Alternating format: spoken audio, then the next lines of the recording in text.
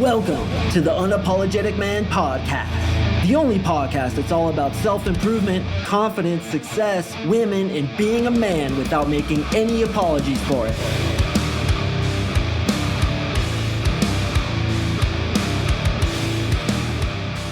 On the 24th of February, I recorded a podcast that said my genius method to be 1,000% more interesting with girls. This podcast is following up to that, and what I talked about in that podcast is how we answer the questions that girls ask us in a 3-step process. The first step is to say something funny, such as I'm an ass model, I'm a dolphin trafficker, I'm a funeral hugger, I work at funerals and people pay me to hug them. And then the second thing you say is basically the truth. And then the third thing you say is a story about how you became what you became. But of course, in the conversation, we also need to ask her questions. So this episode is going to be all about that, how to ask women questions they absolutely love. It's called Chick Crack. And let's go ahead and dive into that right now. So the 3-step process also applies here. And if you haven't listened to that episode, I strongly suggest you do so, either before this episode or after, because it pertains to both and they are mutually dependent on each other. So we basically do the 3-step process back to her. Okay, so when you ask her a question, the first thing you're going to say is going to be funny. The second thing is going to be what she really does or what the real answer is. And then the third thing is going to be a question to provoke her to tell a story or to tell you about what she does for fun, where she's from, etc., etc. Okay, so when it comes to obvious questions, which questions do we usually ask? This is a review from that podcast, but it's important that you guys get reminded of what the questions are that we ask and how to answer them. Okay, we always ask, what do you do? Where are you from? Do you have any brothers or sisters? What's your favorite sport? What's your favorite hobby? How old are you? Where'd you go to school? Things like that. Also, obvious questions. So like if you're really tall, and I mentioned this in that episode, if you're really tall, then you would be wise to come up with a joke about you being really tall. If you're bald, you would be wise to come up with a joke about why you're bald. Okay, if you're really tall, I came up with it off the top of my head. I would tell the girl that, yeah, I'm really tall. No, I'm not a basketball player. I'm actually actively trying to become a horse jockey. Ha ha ha. If you're bald, for example, I always tell my bald clients this, tell them that you're a before picture for a Rogaine commercial, and that's your job. Okay, so it's important that you guys get ready for the obvious questions that girls are going to ask you, but it's also equally important that you prepare the types of questions you're going to ask women that all people ask each other. In that episode, I spoke about how BS conversations absolutely drive me crazy. How it's like, how are you? Fine. How are you? Fine. There's the whole goddamn conversation. So what we do is we need to spice it up a little bit, make it more interesting so that she has fun. Okay, a lot of this stuff is really silly, but guys, you have to put yourself in the context of speaking to a woman in a nightclub, at a bar, at a house party, at an event where you meet her, a social networking event, or even in day game. Okay, girls want to have fun. And here's an important thing that I want all you guys to really listen to. Women are always seeking state outside themselves. And what that means is they are externally validated. They are externally state driven, which means outside themselves creates a state inside themselves.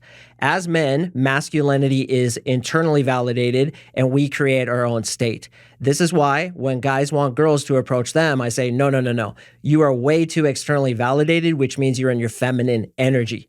So being it that women, the feminine energy, wants to be validated, wants to be put into state, they're always looking to laugh. They're always looking to feel good. This is why they like flowers, puppy dogs, and ice cream, is because those external things feel good. Here's another interesting fact. 60% of women want to be approached. 60% of women want to be approached, and the other 39% are open to being approached if you do it in the right way. And then there's like 1% of them that are just in a bad mood, don't want anybody to talk to them. But for the vast majority of women, they actively want to be approached. They want to be given state. So while these may seem silly, while they may seem contrived and stupid, and certainly you should pick the ones that vibe with you the most, but while they may seem that way, these fucking work, boys. I have done these over and over and over again. Now, there is another reason why these work for me, is because I think they're funny. They entertain me. So certainly don't use something you think is stupid. Use something you think is funny. And if nothing I say cracks you up, then make up your own, dude. Make up your own. It has to make you laugh. And if you have a strong enough frame, she's going to buy into it and she's going to laugh herself. Like I say all the time on this podcast, smack yourself in the ass so hard when the concussion hits, your balls fly up and hit the brim of your hat. That fucking cracks me up, man. And that's why a lot of guys think it's funny too. But if I didn't believe in it and if I had bad delivery, it wouldn't hit the way it hits. So it's all about your self-belief in your jokes. When they ask me what I do, I often tell them I'm an ass model, backflip expert, mayonnaise farmer, or I work at the almond farm and I milk almonds for almond milk. When I say those things, they're funny to me, therefore they're funny to her. So take these things with a grain of salt, pick what works best for you, but bro, have this shit ready because girls are gonna ask you this, so why wouldn't you have it ready? This is an easy layup to make girls attracted to you, and you have to make them laugh. You want them feeling good. You want them in their emotions. That old song said, girls just want to have fun. I cannot tell you how true that is. They want to crack up. So when you have this shit ready, and literally, boys, it just takes a few of them to differentiate yourself from the rest of the sea donkeys that are boring as fuck and who say all the same stuff over and over again. Like most girls I talk to, they're like, God damn, that was the funnest conversation I've ever had. Are you like a comedian or something? Or like, do you do this professionally? And I kind of do, but I say, nah, man, I just like interesting conversations. I hate BS conversations.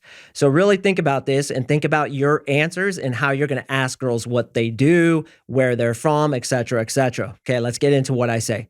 So whenever I ask a girl what she does for a living, depending on the conversation, okay, so sometimes I won't do this because I can tell she ain't going to like it. But most of the time I will. So we also have to remember, quick side note, sorry to keep going on these tangents, but we also have to remember that every conversation is different and you got to kind of flow and vibe with that girl and what really clicks with you and her particularly. So I got into a conversation just today with this girl who was like hella spiritual, and we just talked about spiritual stuff. Now I mixed this stuff in, but I wasn't hitting it as hard as I usually do because we were relating on the spiritual stuff, but I was still controlling the frame. I was still breaking rapport. I was still messing with her, teasing her, but the subject matter dictated where I took it. And this, boys, is why experience in the field cannot be underrated. You have to have experience. Like I want you opening 250 girls over the next 3 months, which is homework that I give to my clients, and like 1,000 girls over the next 6 months if you can, right? The more girls you open, the better you're going to get at this. And you realize that every conversation is just a little bit different, but you can work this shit in. All right, let's finally get into it. So when I ask her what she does, this is what I do. I say, so what do you do? Wait, let me guess. You are an ice cream man, aren't you? You drive an ice cream truck all around town, slanging that ice cream, getting those kids fat. I've seen you before in your little ice cream truck playing that Jamaican music, and she always cracks up. Then if she likes it, I'll say this. I'll say, listen, I love mint chocolate chips, so here's what I want you to do. Meet me in front of this bar at 12 p.m. tomorrow. Okay, I live in front of the bar in a box. I'm homeless, obviously. Just look at me. Meet me in front of the bar at 12 p.m. I want 2. That's right, 2 gallons of mint chocolate chip. And when you do that, Kelly, I'm gonna get your name tattooed right on my neck. Okay, so she laughs, and now we just had a fun little exchange that cracked her up. Other things I'll say in this context, like as what do you do, which I love to ask girls because I usually get this in. I'll be like, so what do you do? Whoa, let me guess. You are an eyebrow model. That's right. I've seen those eyebrows before. I know you're a professional eyebrow model. Don't be humble, Kelly. Look at those eyebrows. They just won't quit.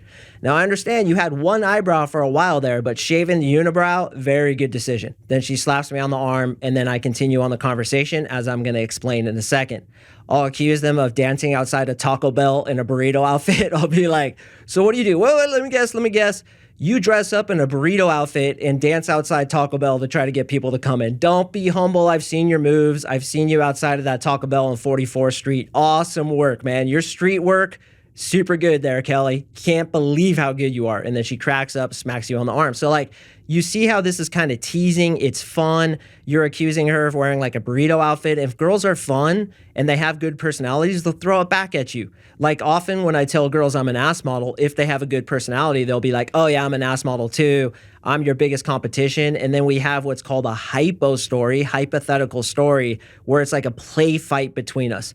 Play fighting with girls is so freaking powerful, boys. I try to work it literally into every set if I can. For example, though, that spiritual chick, we didn't quite get there, but I really hit it on the spiritual level. And she's also a life coach. And I was like, oh yeah, I was a life coach too.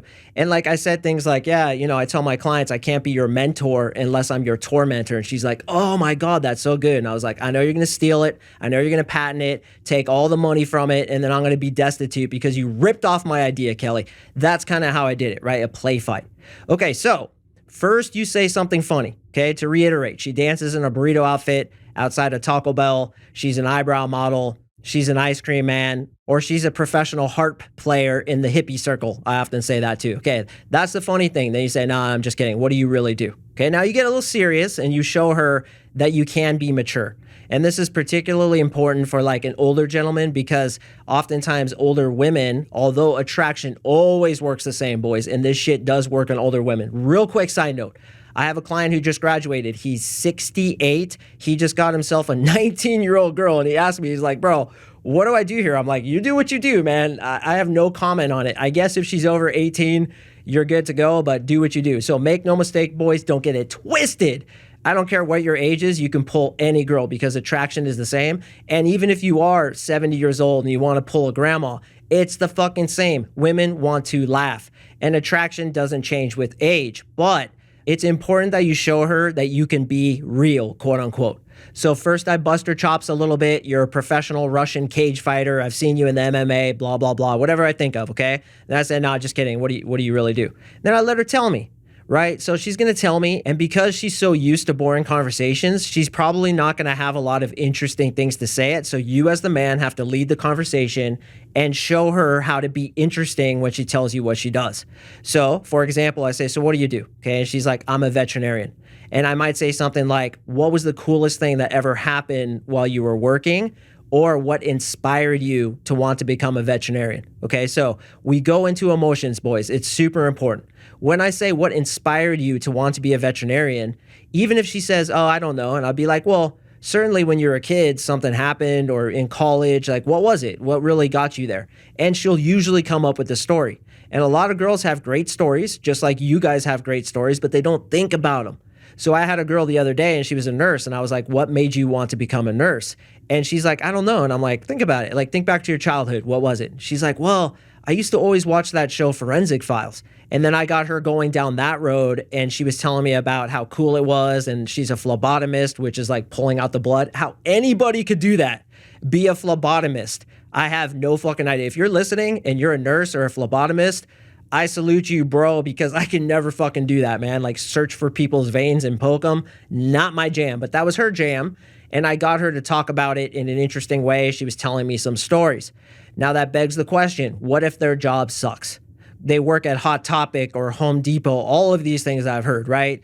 I once spoke to this girl who was a secretary in a porta potty company, bro. Like, she's like, I'm a secretary at like John's porta potty company. And I was like, oh my hell, I can't ask her like, what inspired you to want to become a porta potty secretary? But instead, I was like, oh, okay, so like, what's the worst part of that job? What sucks about that job? Because I could kind of tell from her reaction, like the way she told me, she's like, oh, like I'm a secretary at John's Porta Potty Business, right? LLC. And I was like, oh my God, what's the worst part of that? And I asked her questions about that. And one thing I do a lot too, and this is so powerful, is I talk about like how they take revenge on their clients. For example, when a girl is checking me out at the supermarket, I'll often walk up and I'll say, what's up, Sarah? I'll read her name tag and I'll be like, have to choke out anybody today? Because you know that person, as they're scanning groceries, they're thinking, I want to choke this person out. And believe me, I understand what that feels like. So I point that out and make that commonality. She laughs and she talks about, oh my God, the other day this guy did this and this. And then I get her talking. Okay, so to reiterate, 3-part question. First, you say, so what do you do? And then you kind of interrupt. You say, whoa, let me guess.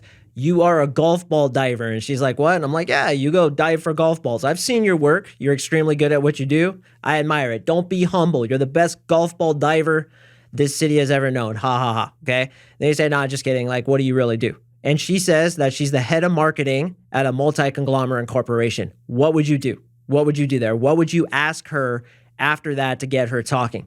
Okay, a couple questions would be, what made you want to do that? What interests you about marketing? What's the coolest thing you've seen in human psychology that convinces people to click? These kinds of things. So this also requires you to think off the cuff. And boys, thinking off the cuff is so important in this game. I can prepare you with a ton of things to talk about, and I definitely do that with my clients. We actually have a system where they can rep out certain things to talk about, and then we add in another thing to talk about. So they rep it out with like 20 girls, get it memorized, and then rep out the next thing with the next 20 girls, and that's how they get really good. And then they can just stack things on top of one another to build a conversation. But the ability to just go off the cuff, which I do many times in this podcast, I'm doing it right now. I haven't made any notes. I haven't really prepared anything. I knew what I was going to talk about, but I oftentimes don't even let myself think about what I'm going to say, because it seems like when I do that, my podcast is worse. When I come in completely cold and I just wing it, it seems like they turn out the best they can possibly be. And that's because I've been in so many sets where girls will tell me that, yeah, she really is a golf ball diver. Can I think of a quick, funny question or circumstance where I can make her laugh and make her more interested? This is such an important skill set. I mean, the ability to communicate effectively is, in my opinion, the most important life skill, but also to attract women. Okay, so like I said, 3-part answer. Now, when I ask her where she's from, I'm going to say somewhere completely stupid that there's no way she could possibly be from there, right? Like if she's hella Asian, I'll be like, you're from South Africa. Or if she's black, I'll be like, you're from Japan, aren't you? Right? Just kind of make it more interesting and be like, no, really, where are you from? Then she's like, oh, I'm from South Africa. And then I need to say something interesting and or ask an interesting question about South Africa, right? Literally off the top of my head, boys, I'd probably ask her about the sharks and if she's heard of any like shark attacks when people go surfing, because I understand there's a lot of great white sharks out there. Has there ever been a shark attack, or is that just all built up in the news? Because we as Americans basically think South Africa, you're getting eaten by a shark. Just like you think America, when you're born, you're automatically given a horse and a cowboy hat and a gun. And that's true. That really is true. That's how I would say that. Okay, when it comes to asking a girl how old she is, don't ask that, boys. Don't ask that. Let her ask you it first, and then you can ask her it back. But especially slightly older women, that is one question you do not ask, and you should not make a joke about it. You should just avoid it completely, because women don't like to talk about their age. All right, if you ask them if they have any siblings, what I often like to do is a cold read. Now, this is a little bit dangerous, but it does work sometimes. I feel I can kind of tell sometimes if they have a sibling. Or I'll say this, I'll be like, so do you have any siblings? And she'll say, yeah. And I'll say, don't tell me. You are the youngest one, or you are the oldest one. And then she'll say no, or she'll say yes. And I'll say, the reason I said that is because you kind of have like this, and don't take this the wrong way, Kelly, but you kind of have this motherly vibe about you, like you want to take care of people. That's why I think you're the older sister. Is that true? She's going to agree with that because it's like a compliment, and every woman wants you to think, and take note of this, this is true. Every woman wants you to think that she can take care of people. And oftentimes when women are attracted to you, they'll try to prove to you that they can take care of people in front of you. It's a really interesting female psychological phenomenon that I use as a cold read. I'll say you kind of have this protective vibe, like you seem like you care about people and you take care of people. That's why I think you're the older sister. And even if she says, no, I'm the youngest, it still made her feel good. And then maybe I'll ask her, tell me the most interesting thing about your sister. And then she'll tell me a story, hopefully about her sister. And you see how this is building conversational content for her to sink her teeth into. People love to talk about themselves with them, is what it's called. What's in it for me? Everybody's favorite topic is themselves. So if you get her talking about herself, that is Chick Crack 101 right there. Other questions I like to ask, and this is kind of a sidebar, not pertaining to the 3-part answer, is what would you do with $90 million? If you could have lunch with anybody throughout history, either alive or dead, who would it be and why? If you could travel anywhere through time, where would you go and what time period? If you had a billboard on the side of the road, what would it say on it? If you could drop everything and travel anywhere right now, where would you go? What would you do if you had 0 chance of failure? And I want to end this podcast with that question for you, my brother. What would you do with your life if you had 0 chance of failure? Identify that, and you know what your purpose is. And I really like to say that to girls. So if she's a nurse and I ask her, so what would you do if you had 0 chance of failure? And she's like, well, honestly, I think I'd be a doctor. And I'd be like, then I think you need to become a doctor. And I'll kind of coach her a little bit. It's called mentoring in my coaching, to kind of coach up a girl. Now, I'm a life coach, so I do this naturally. Like the second I talk to anybody, I'm identifying shit within them just by their language, which is why I like NLP, neuro-linguistic programming, is I can tell a lot about a person by their language, which leads me to another point. If a girl ever says, yeah, I'll try to be there, she ain't coming. If a girl ever says, yeah, I can be there, she ain't coming. Language dictates actions many times, so I look very closely into people's language. But those questions are awesome to ask chicks, and they fucking love them. They'll go on and on and on. Other obvious questions are like, what was the best day of your life? What do you love doing more than anything else? And when they tell me what they love doing, I always go into the power of now, which is the reason you love doing that thing is because it prevents you from thinking. Thinking creates suffering, thinking about the future or thinking about the past. So when you're dancing, for example, your mind completely shuts off. You're in the present moment. The music's penetrating you. You're just there fully. And it's almost like you become the dance itself. When I tell that to chicks, bro, they fucking melt because it's really true. What's your favorite thing to do? I can almost guarantee you your mind goes completely silent, and that's why you love it. So these are chick crack questions, boys. Put those in your arsenal and use them. Like I said in that previous podcast, you can prepare these things because I know you boys love to prepare stuff. And in my coaching program, I do teach how to prepare things and how to rep them out. But these are the places where you really can prepare, okay? People are going to ask you obvious questions. How do you answer them, both to yourself as well as to them? And you always want to keep it funny, okay? Now, if you feel like you're going into clown mode, you can tone it down a little bit. I keep it real with a lot of chicks. And honestly, sometimes I don't even use any of this stuff.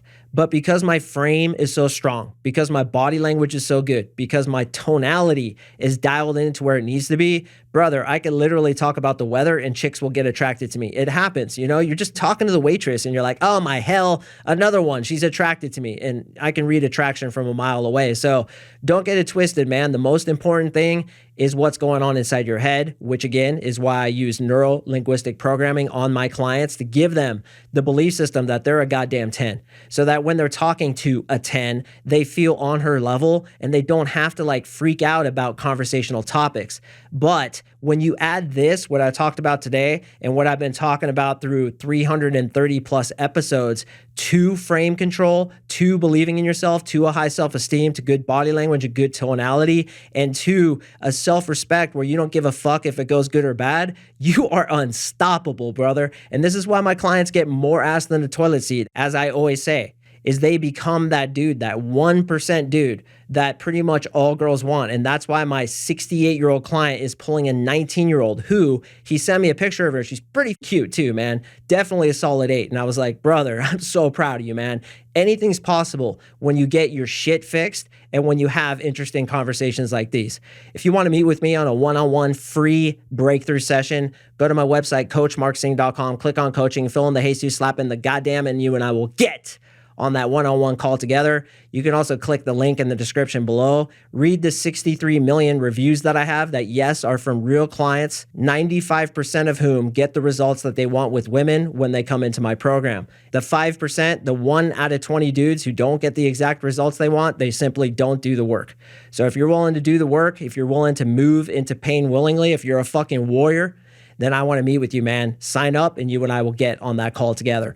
All right, gentlemen, I got another awesome one dropping on Thursday, so please come back for that one. If you haven't heard that episode that dropped on the 24th called My Genius Method to Be 1,000% More Interesting to Girls, please check that out right now because I give a lot of really good things to talk about, just like I did in this episode. Thanks again, boys, and I'll see you in the next episode.